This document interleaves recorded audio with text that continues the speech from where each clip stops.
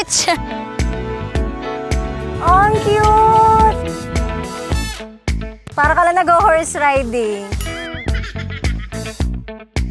Okay guys, so nandito na tayo sa Palayan. Dati itong Palayan, pero ngayon dahil summer, ginawa nilang taniman ng mga pakwan tsaka balatong.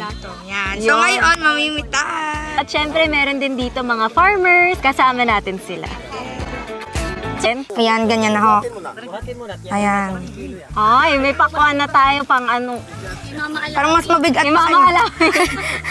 Ayan. Ay, ang cute. So, ito na yung ulam natin mamaya. Ulam!